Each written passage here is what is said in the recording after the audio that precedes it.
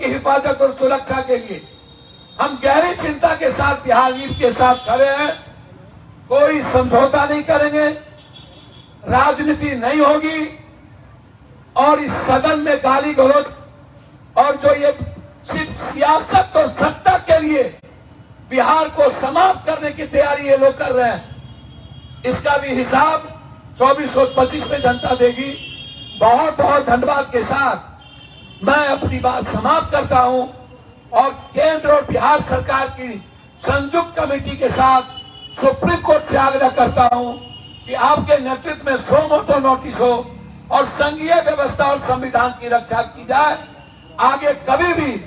नमस्कार, आप देख रहे हैं पटना से बिहार तक।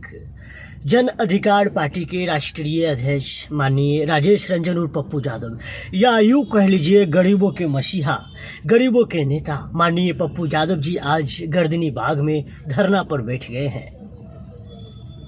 सिर्फ उस गरीबों के लिए, उन मजदूरों के लिए जो तमिलनाडु में फंसे हैं और उनके ऊपर अत्याचार किया जा रहा है, उनको मारा जा रहा है, उनको बचाने के लिए माननीय पप्पू यादव जी आज धरना पे बैठ गए हैं। और उन्होंने साफ बिहार सरकार को बता दिया है, या यूँ कह लीजिए बोल दिया है कि अगर उनकी जान को सुनिश्चित नहीं किया जाता है, उनकी जान को सुरक्षित नहीं दिया जाता है, तो हम खुद चेन्नई के लिए रवाना होंगे। उन्होंने ट्वीट करके भी साफ लिख दिया है। खैर, आज धरना पे बैठ गए हैं और ये पूरा वीडियो देखिए, माननीय पप्पू यादव जी क्या क्या बोले और सुनिए।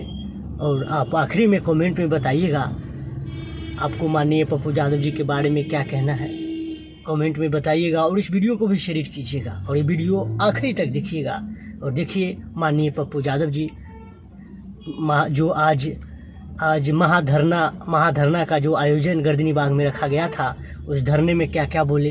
ये पूरा वीडियो सुनिए और देखिए और इस वीडियो को शेयर जरूर कीजिएगा। सब ऊपर से ले रहा ले ले। हमारे प्रदेश अध्यक्ष राघवेंद्र बाबू, हमारी बहनें, महिला बहनें, राष्ट्रीय महासचिव त्रिभुवन जी, पप्पू जी और मेरे माननीय विधायक रामचंद्र बाबू, सभी प्रकोष्ठ के अध्यक्ष, छात्र अध्यक्ष, युवा प्रदेश के अध्यक्ष, यहाँ लगभग सभी प्रदेश के अध्यक्ष, शिक्षक से लेकर चुनो जी, सभी लोग यहाँ आए हुए हैं। और हमारे पटना पश्चिम के विशेष अध्यक्ष जी, मैं धन्यवाद दूंगा खास तौर पर कि आपने युवा अध्यक्ष और पटना प्रदेश के अध्यक्ष पश्चिमी को कि कम से कम इन लोगों के मुंह पर बड़ा बड़ा बैनर, पोस्टर बताया दुनिया को कि जन अधिकार पार्टी क्या कर रही है। यहाँ उपस्थित सभी छात्र, सभी युवा, महिलाएं और पार्टी के सभी सम्मानित नेता, महासचिव, उपाध्यक्ष और हमारे मालिक, सभी मीडिया कर्मी, 2-3 बात। बिहार के लोग सजग नहीं हैं। इसलिए सजग नहीं है कि जब कोरोना हुई थी तो सभी बिहारियों का बिजली पानी काट दिया गया था दिल्ली में और सभी जगह। ट्रेन में जब बिहारी आ रहे थे तो बाथरूम का पानी बिहारी पी रहे थे ट्रेन में। इसको ऐसे समझिएगा, ट्रेन में जब बिहारी पानी पी रहे थे और बाथरूम का पानी, कभी अंदाजा कर सकते हैं कि वैसी पानी कभी कोई पिया हो?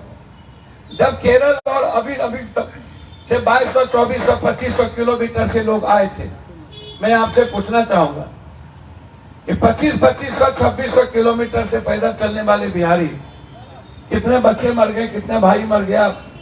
हम साथ पैदल आते थे, फिर एक एक जगह जब लौट के आए तो प्रतिज्ञा हुई कि अब लौट के हम लोग को बाहर नहीं जाना है। फिर यही बिहार के लोगों को जिन फैक्ट्री वाले ने, जिन लोगों ने अपमानित किया, बेहोश किया, सभी लोग, आपको आश्चर्य होगा कि हमें ट्रिपल दाम दे करके, प्लेन का टिकट भेज के, बस का टिकट भेज करके फिर से सारे बिहारियों को अपने काम धंधा के लिए नौकर की तरह बुला लिया। हम बिहारी लोग जो आत्मसम्मान और स्वाभिमान की बात करते हैं, तो भैया हम कोरोना का दिन याद कराना चाहें। छोड़ दीजिए, अभी हम मणिपुर में बम खाने गए थे, हमको मारने की तैयारी हुई गुजरात में, इसी नरेंद्र मोदी जी, महिला लोग बैठ जाइए भाई, हमेशा मजाक मत करिए। नरेंद्र मोदी जी की सरकार थी, एक कोई बिहारी को बचने नहीं दिया था बीजेपी वाले। हम विजय सिन्हा जी, सुशील मोदी, विधान परिषद और नित्यानंद जी से कहना चाहेंगे, अपने गिरेमान में और झांक के देखिए, शीशे के घर में रह के पत्थर मत फेंकिए। मराठा में एक छात्र को टाइगर मार दिया गया था, जिसमें पटना विश्वविद्यालय में उन छात्रों को मूर्ति लगाने की बात आई थी। हम लोग लगातार महाराष्ट्र से लेकर के पटना तक वो लड़ाई लड़ी गई थी।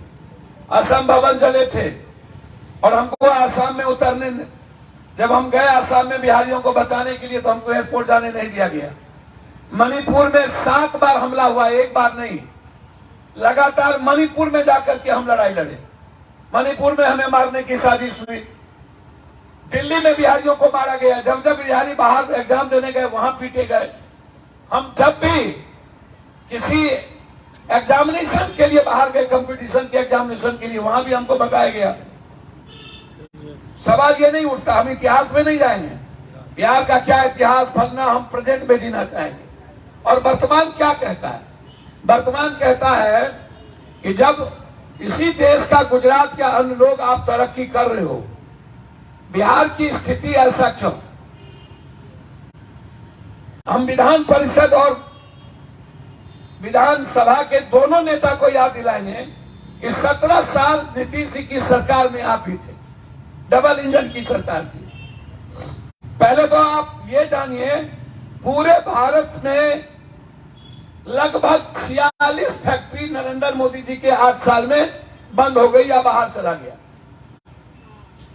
चीन से जितनी फैक्ट्री निकली पूरी दुनिया में गया, वियतनाम गया, भारत में एक भी फैक्ट्री चीन की नहीं लगी।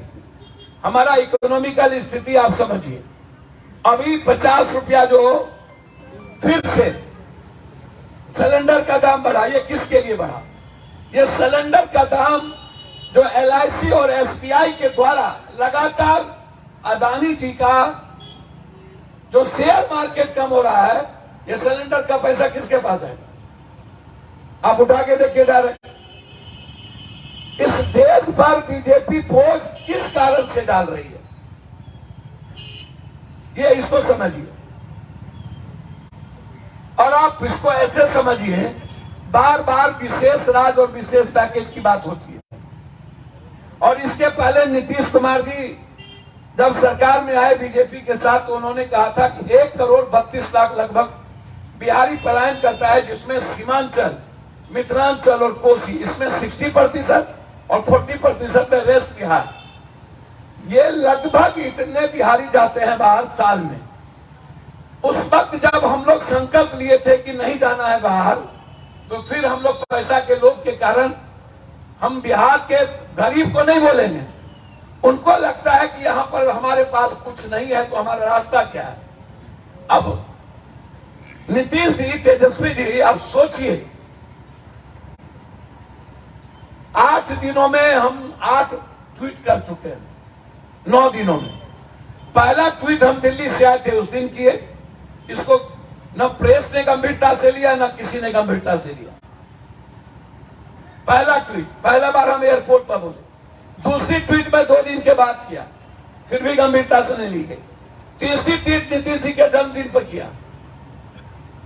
लगातार हजारों हजार बिहार के लोग, हमारे प्रदेश अध्यक्ष, हमारे नेता महेंद्र जी, युवा अध्यक्ष पप्पू जी, हम लोगों पर, हम पर तो रात रात भर, हमें बचा लीजिए, मेरा बेटा अकेले है, हमें बचा लीजिए, हमारे घर में कोई नहीं है, हमें बचा लीजिए, हमारी मां मर जाएगी, हमें बचा लीजिए, अब कभी बिहार से बाहर नहीं जाएंगे, हमें बचा लीजिए, हम गेट के भीतर हैं, बाहर मारने के लिए आया हुआ है।